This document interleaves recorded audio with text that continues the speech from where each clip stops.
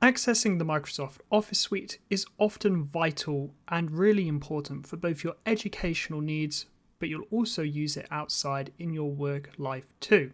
As a University of Staffordshire student, you will have access to Microsoft Office. To access and download these applications, the first place to go to is Beacon. Once on Beacon, scroll down on the main page and access University Services. From here, select the Digital tab on what you need help with, and then select Digital Services. From here, select More Information within the Contact Details box, and this will open up the Digital Services webpage.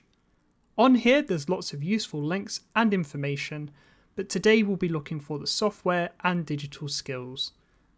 Scroll down to Software Downloads and select the box there. This will take you to a SharePoint with lots of different applications that you might have access to.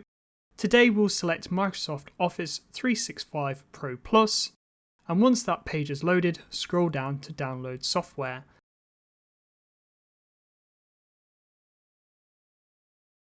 This will take you to the Microsoft website. We would recommend that you select Sign In.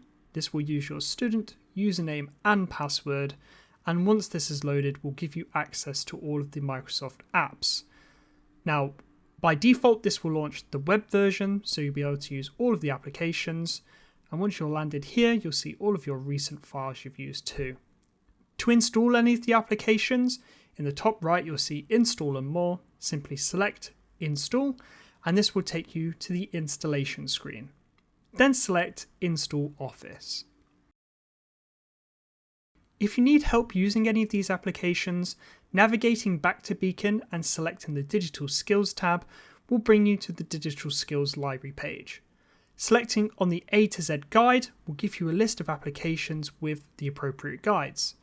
For this guide, we'll recommend that you look at the Microsoft Office suite, and this includes how to download, but also all of the different applications within inside that too. Each have their own video and will contain a document that you can go through that will help you get started with that application.